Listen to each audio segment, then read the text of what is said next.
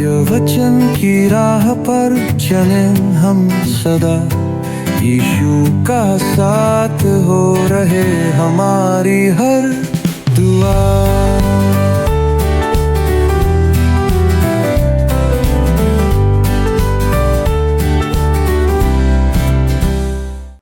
प्रिय दर्शकों, मैं आप सभी का इस क्रमबद्ध बाइबल अध्ययन कार्यक्रम सत्य वचन में दिल से स्वागत करती हूँ।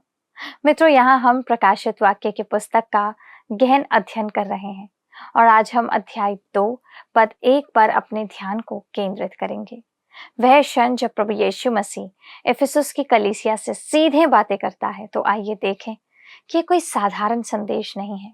ये उस प्रभु की वाणी है जो 7 स्वर्ण दीपों के बीच में चलता है और अपने दाहिने हाथ में 7 तारों को थामे हुए है, जो ये दिखाता है कि वो ना केवल कलीसियाओं का सिर है बल्कि उनके बीच उपस्थित भी है। हम देखते हैं कि इफिसुस की कलीसिया बहुत मेहनती और धार्मिक थी, लेकिन प्रभु ने उसमें एक गंभीर कमी भी पाई।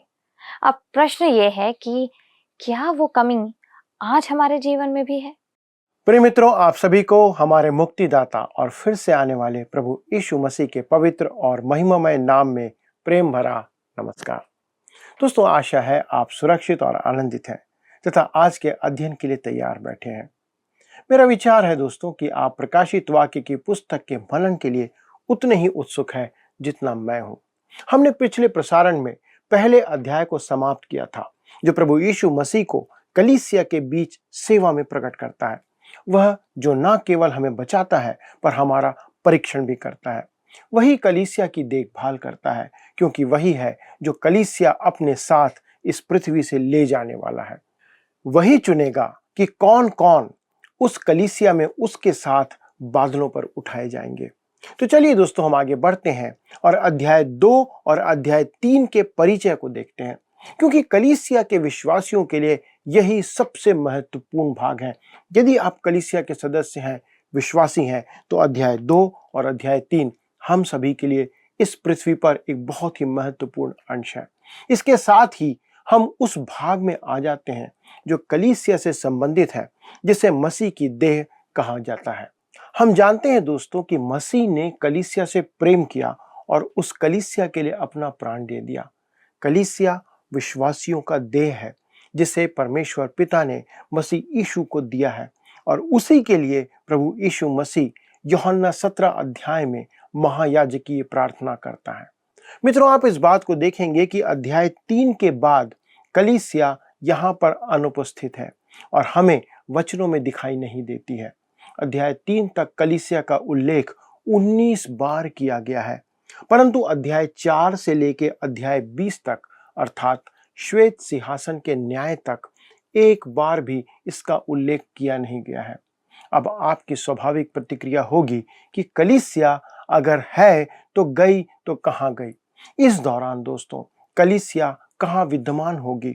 निश्चित रूप से वह संसार में नहीं होगी, क्योंकि उसे पृथ्वी से उठाया जा चुका होगा। मित्रों, हम यहाँ पर देखते हैं कि इन 7 पत्रों की व्याख्या एवं प्रासंगिकता 3 गुना है, जिसमें पहला है समकालीन या वर्तमान संबंधित उसका व्यवहार। उनका यूहन्ना के समय की स्थानीय कलीसियाओं के लिए एक सीधा सीधा संदेश था। मैं अगले 2 अध्यायों में आपको इन 7 कलीसियाओं के स्थान पर ले जाना चाहता हूं, क्योंकि यह बहुत ही रोमांचक स्थान है और यह मुझे बाइबल के और करीब ले आता है। दोस्तों, आप इस्राएल की भूमि में पैदल घूमने की तुलना में इन 7 कलीसियाओं में जाकर बाइबल के और करीब पहुंच सकते हैं। मित्रों, इन खंडहरों में, जो आज खंडहर के रूप में है, हमें एक स्पष्ट संदेश दिया गया है। यूहन्ना उन कलीसियाओं को पत्र लिख रहा था जिनसे वह पूरी तरह परिचित था। एशिया की 7 कलीसियाओं को लिखे जो पत्र हैं, इस पर सर विलियम रामसे ने इस प्रकार कहा है: जिस व्यक्ति ने 7 कलीसियाओं को ये पत्र लिखे थे, वह वहां गया था और वह स्थानीय परिस्थितियों से पूरी तरह से परिचित था। दूसरी बात, उसका संयुक्त या मिला जुला संदेश। दोस्तों, यहाँ प्रत्येक कलीसिया की एक संयुक्त तस्वीर प्रस्तुत की गई है। यहाँ प्रत्येक संदेश में जो प्रत्येक कलीसिया को लिखे गए हैं, हर एक संदेश में सभी युगों की सभी कलीसियाओं पर लागू होने वाली कोई ना कोई बात निश्चित है। जिसका मतलब ये निकलता है कि जो कुछ इन कलीसियाओं को लिखा गया वो आज हमारे ऊपर भी लागू होता है। दूसरे शब्दों में, जब आप पिरगमुन की कलीसिया को लिखा गया संदेश पढ़ते हैं तो उसमें आपकी कलीसिया के लिए, मेरी कलीसिया के लिए भी एक संदेश निहित है और साथ ही साथ व्यक्तिगत रूप से मेरे लिए और आपके लिए भी एक संदेश दिया गया है।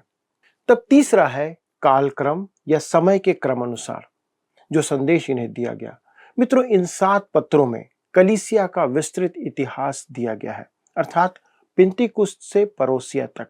परोसिया का अर्थ है मसीह के आगमन तक का समय, और उपरोती कोठरी से बादलों पर उठाए जाने तक का समय।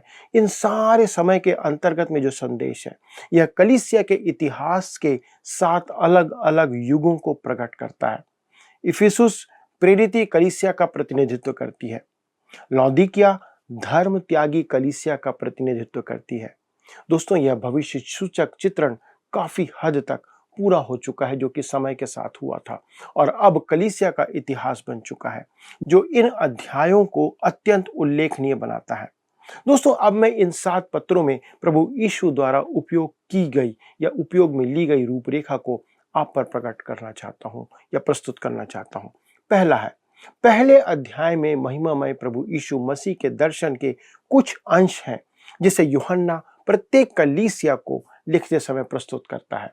उसने किसी विशेष उद्देश्य के निमित्त कोई विशेष बात यहां पर लिखी थी।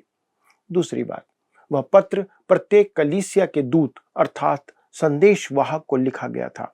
जैसा कि मैं पहले कह चुका हूं, मेरे अनुमान से दूत एक मानव संदेश वाहक है जिसे हम उसी कलीसिया का पास्टर या पासबान कह सकते हैं।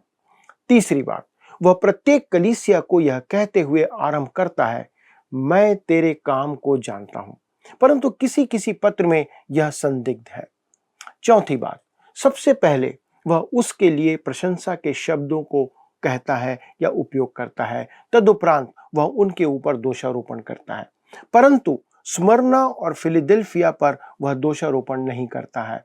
स्मरना एक शहीद कलीसिया थी मित्रों, अतः वह उस पर दोष नहीं लगाता है, तथा फिलाडेल्फिया की जो कलीसिया है उसका सेवा कार्य या प्रचार कार्य कर रही थी, अर्थात वचन का प्रचार कर रही थी, अतः वह उस पर भी दोष नहीं लगाता है। लौदीकिया के लिए वह प्रशंसा के शब्द नहीं लिखता है क्योंकि वे धर्म के विषय में पथभ्रष्ट हो चुके थे। तब पांचवी बात, प्रत्येक पत्र के अंत में एक चेतावनी दी गई है। कहता है, जिसके कान हो वह सुन ले कि आत्मा कलीसिया से क्या कहता है। मित्रों, इस पुस्तक के दूसरे प्रमुख भाग में हम कलीसिया से संबंधित उन बातों को देखते हैं जो हैं और जो होने जा रही हैं, और इन 7 पत्रों में एक संदेश है जो प्रभु यीशु मसीह ने एक विशिष्ट कलीसिया को भेजा है। दोस्तों, आज शायद हम इस सच्चाई से परिचित ना हो कि पहली और दूसरी शताब्दी में रोमी साम्राज्य में पत्र लेखन और यात्राएं करना आम बात थी, और उस काल में पूरे रोमी साम्राज्य में व्यापक संचार होता था। इसलिए प्रकाशित वाक्य के साथ पत्र अन्य कारणों से भी उल्लेखनीय हो जाते हैं, जिनमें सबसे महत्वपूर्ण यह है कि यह मसीह की ओर से कलीसियाओं को सीधे सीधे लिखा गया एक पत्र है। इसका अर्थ यह हुआ कि हमारे पास इफिसियों को लिखे गए 2 पत्र हैं, एक पौलुस के द्वारा और दूसरा मसीह यीशु के द्वारा जिसे उसने यूहन्ना प्रेरित को दिया। दोस्तों, इन पत्रों को पढ़ने वाले असंख्य लोग थे। यद्यपि रोमी साम्राज्य में अच्छी कलीसियाएं भी थीं, पर इन 7 कलीसियाओं का विशेष उल्लेख एक उद्देश्य के निमित्त यहाँ पर किया गया है। एक कारण यह भी था कि वे पहली, दूसरी वरन तीसरी शताब्दी में रोमी साम्राज्य के में अंदर संपूर्ण क्षेत्र में ये कलीसियाएं स्थापित थी। ये क्षेत्र महत्वपूर्ण इसलिए थे क्योंकि वे पूर्व और पश्चिम का संगम स्थल थे। वहां पे पूर्व और पश्चिम आकर मिलते थे। सन 2000 ईसा पूर्व में वहां तुर्किस्तान के पश्चिमी तट पर सभ्यता का विकास हो चुका था। वह क्षेत्र अति रमणीय और समृद्ध था। प्राचीन काल में वह हित्ती जाति का केंद्र हुआ करता था। इफिसुस भी 2000 ईसा पूर्व में हित्तियों द्वारा बसाया गया था, और स्मरना भी पिरगमुन के बाद वहां पर बसाई गई थी, और उसके बाद थुआतीरा और सरदीस उसके बाद वहां पर बसाई गई। इन नगरों को विकसित करने वाला वास्तव में कोई और नहीं परंतु सिकंदर महान था। यूनानियों के देवी देवताओं की तुलना में इन नगरों के आदिवासियों के देवी देवता अक्सर पशुओं के रूप में प्रदर्शित किए होते थे, जिससे स्पष्ट होता है कि वे प्राचीन सभ्यता से थे और उनका मेल यूनानी सभ्यता से हुआ था। 2000 ईसा पूर्व तक एशिया माइनर में, जो तुर्की का आधुनिक पश्चिमी तट है, उसके तट पर एक सभ्यता विकसित हो रही थी। दोस्तों, यह न केवल बहुत ही सुंदर क्षेत्र था, बल्कि सबसे उपजाऊ क्षेत्र भी था। प्राचीन काल में महान हित्ती राष्ट्र का केंद्र इसी स्थान पर स्थित था। इफिसुस की स्थापना लगभग 2000 ईसा पूर्व हित्तियों ने की थी और सुमरना अर्थात आधुनिक इज़मिर की भी।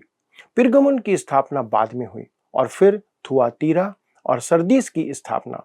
तब सिकंदर महान के समय में उन्हें महान बनाया गया। वहीं तुर्की के आदिवासी और यूनानी सभ्यता का मेल होता है। दोस्तों, आप तुर्की के आदिवासियों की देवी देवताओं और यूनानियों की देवी देवताओं की तुलना में इन नगरों के आदिवासियों के देवी देवताओं को देखेंगे, जो अधिकतर पशुओं के स्वरूप में थे, जिससे स्पष्ट होता है कि वे प्राचीन सभ्यता से थे और उनका मेल यूनानी सभ्यता से वहां पर हुआ। इफिसुस नगर की जनसंख्या लगभग 2 लाख थी और वहां एक बहुत बड़ा रंगमंच था, जिसमें करीब 20,000 लोग बैठ सकते थे। वह छुट्टियां बिताने का एक अच्छा स्थान था और रोमी सम्राट वहां आया जाया करते थे। वह नगर सफेद संगमरमर का बना हुआ था, जिसकी प्रशंसा पौलुस ने भी की है। यदि हम यह सोचते हैं कि वहां सुसमाचार का प्रभाव अधिक नहीं था, तो हमारा सोचना गलत है मित्रों। इफिसुस में सुसमाचार के प्रभाव का प्रमाण उनके बंदरगाह के प्रवेश द्वार पर निर्मित 4 स्तंभ से लगाया जा सकता है, जिन पर क्रूस बना हुआ था, और ये स्तंभ मत्ती, मरकुस, लूक और यूहन्ना को समर्पित थे। दोस्तों, आज वहां एक ही स्तंभ बचा है और उस पर क्रूस का चिन्ह मौजूद है। सुसमाचार के प्रभाव के अन्य परिणाम भी हैं, जैसे कि वहां के मंदिर आगे चलकर आराधनालय में बदल दिए गए। पौलुस और यूहन्ना की सेवा के परिणाम स्वरूप वहां बहुत बड़ी संख्या में लोगों ने मसीह यीशु को स्वीकार किया। पौलुस ने इफिसुस में महान सेवा की थी और इस पर लूका प्रेरितों के काम 19:10 में यह लिखता है, यहाँ तक कि आसिया में रहने वाले क्या यहूदी क्या यूनानी सब ने प्रभु का वचन सुन लिया। मित्रों, सब ने विश्वास नहीं किया, परंतु हर एक ने परमेश्वर का वचन सुन लिया था। ये बात यहाँ पर प्रकट होती है। दोस्तों, यह संभवतः कलीसिया के इतिहास का सबसे बड़ा सुसमाचार प्रचार का अभियान था। तो चलिए दोस्तों, हम आगे बढ़ते हैं और अगले अध्याय पर आते हैं, अध्याय 2 पर, जिसका विषय है संसार में कलीसिया। मित्रों, इफिसुस न केवल एक सुंदर नगर था, पर वह एशिया प्रायद्वीप का एक प्रमुख नगर भी था। उसे एशिया का अभिमान कहा जाता था।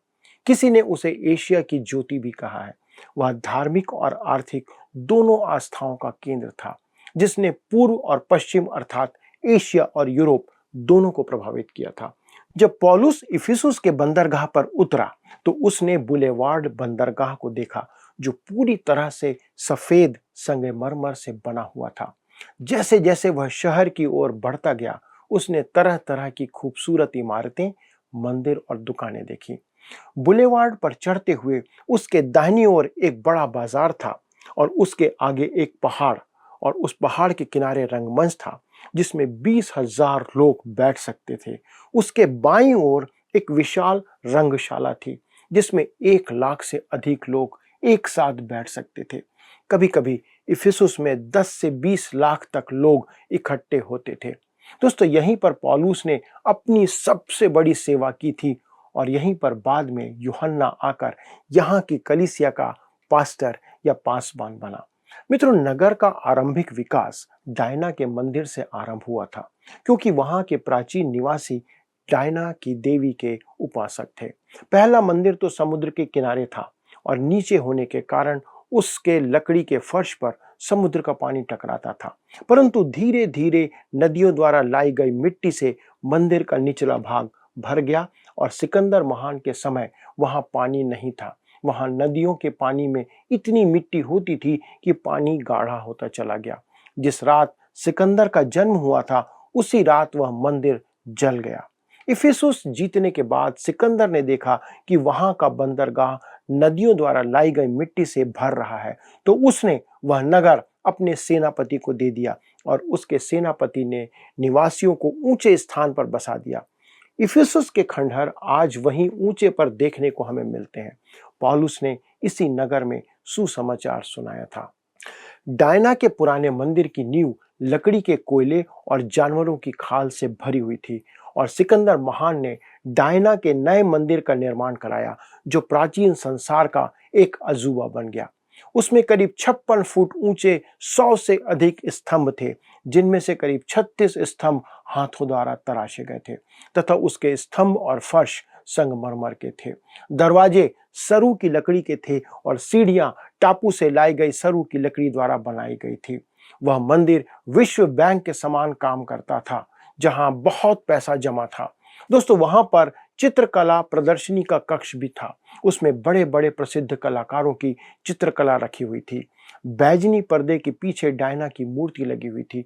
वह प्रजनन की देवी मानी जाती थी। उसमें बहुत से वक्ष स्थल तथा एक हाथ में मुग्दल और दूसरे हाथ में त्रिशूल था। वह उनकी सबसे अधिक पावन प्रतिमा थी। सन 256 में जर्मनी के आदिवासियों ने इस मंदिर को नष्ट कर दिया था, परंतु पौलुस के युग में वह मंदिर अपनी चरम सीमा में था। दोस्तों, यदि आज आपको इस्तांबुल जाने का अवसर प्राप्त हो तो आप उसे पवित्र सोफिया आराधनालय जाकर के देख सकते हैं। डायना के मंदिर के स्तंभ जस्टिन ने निकलवाकर सोफिया आराधनालय में लगवा दिए थे। उन्हें देखकर ही आपको डायना के मंदिर के वैभव का बोध हो जाएगा। डायना के मंदिर के आसपास घोर अनैतिकता का वास था। किसी भी अन्य प्रतिमा की तुलना में संभवतः अधिक से अधिक लोग उसकी आराधना करते थे। उसके उपासक कामुकता के सबसे निम्न स्तर पर अनुष्ठान और मद्यपान के उन्माद में लिप्त रहते थे। दूर के देशों में डायना की आराधना केवल यौन उन्माद बनकर रह गई थी और उसका नाम डायना से बदलकर साइबेले कर दिया गया था। मित्रों, पौलुस अपनी तीसरी प्रचार यात्रा के समय इफिसुस आया था। 2 वर्ष तक उसने तरन्नुस की पाठशाला में प्रचार किया। पौलुस अपना अनुभव इस बात के अंदर पहला कुरिन्थी 16 अध्याय के पद 9 में लिखते हुए कहता है, मेरे लिए एक बड़ा और उपयोगी द्वार खुला है और विरोधी बहुत से हैं। बाद में दोस्तों वहां प्रेम का प्रेरित और गर्जन का पुत्र कहा जाने वाला यूहन्ना पास्टर होकर के आया। दोस्तों, वहां से उसे पतमुस में काला पानी के दंड को लेकर के भेज दिया गया। करीब 10 वर्ष के बाद वह मुक्त होकर फिर से इफिसुस वापस आता है और वहीं उसके जीवन का अंत हो जाता है। दोस्तों, उसकी समाधि वहां सबसे ऊंचे स्थान पर बनाई गई है। इफिसियों की कलीसिया को मसीह यीशु का पत्र ये कहता है, क्योंकि प्रभु यीशु मसीह घोर भौतिकतावाद, पार्श्विक आचरण, घृणित अन्य जाति अभ्यासों और अंधकार में घिरे अन्य जाति लोगों के मध्य इफिसुस की कलीसिया को अपना संदेश भेजता है। मित्रों, यही कारण है कि मैं इस संदेश को सबसे अधिक महत्वपूर्ण संदेशों में से एक मानता हूं। तो आइए हम पढ़ते हैं प्रकाशित वाक्य 2 अध्याय उसका पहला पद। क्या लिखा है? इफिसुस की कलीसिया के दूत को यह लिख, जो 7 तारे अपने दाहिने हाथ में लिए हुए है और सोने की 7 दीवटों के बीच में फिरता है, वह यह कहता है। दोस्तों, वह कहता है, ध्यान दीजिए कि वह कलीसिया को अपने हाथों में थामे हुए है। वह उसके नियंत्रण में है। आज उसका नियंत्रण दिखाई नहीं देता है, लेकिन उस समय प्रभु यीशु मसीह का नियंत्रण कलीसिया पर था। वह चलता है, कहता है। एक शाब्दिक अर्थ यह है कि वह ऊपर नीचे उसके बीच में फिरता है। मित्रों, मेरा मानना है कि वह आज भी कलीसिया के अंदर उसके ऊपर नीचे फिरता है और अभी भी वह कलीसिया का न्याय कर रहा है। इस कलीसिया के लिए उसके पास प्रशंसा के 7 पद हैं या 7 वचन हैं। मित्रों, इस प्रकार आप उस स्थान और यूहन्ना के जीवन की आरंभिक स्थिति का अनुमान लगा सकते हैं कि किस प्रकार के क्षेत्र में वह कलीसिया स्थापित थी। आज हमें भी इस बात का अनुमान होना चाहिए कि परमेश्वर ने हमें कहां से निकालकर अपना वचन दिया है और अपनी संतान होने का गौरव प्रदान किया है। आइए हम उसके प्रति अपनी कृतज्ञता प्रकट करते हुए उससे धन्यवाद दें और उसके प्रति विश्वास योग्य बने रहें। आइए दोस्तों, प्रार्थना करें और प्रार्थना के साथ इस अध्ययन को समाप्त करें। हमारे स्वर्गीय पिता, हम धन्यवाद देते हैं प्रभु, आपका प्रेम आपने हम पर इस रीति से प्रकट किया कि पिता परमेश्वर आप हमारे जीवन को ऐसे ऐसे स्थानों से निकाल करके प्रभु लेकर आए कि हम प्रभु उन स्थानों में थे जहां से हम आपसे बहुत दूर थे, लेकिन प्रभु आपने अपना वचन हम पर प्रकट किया। प्रभु हमें उस विश्वास में लाया, हमारा उद्धार किया, हमारे पापों को क्षमा किया। प्रभु हम धन्यवाद देते हैं कि इस संसार में जहाँ पे अनैतिकता और हर प्रकार की प्रभु दुष्टता व्याप्त है, उस स्थान में आपने हमें उस पाप के बंधन से आज़ाद किया और अपनी संतान होने का गौरव दिया।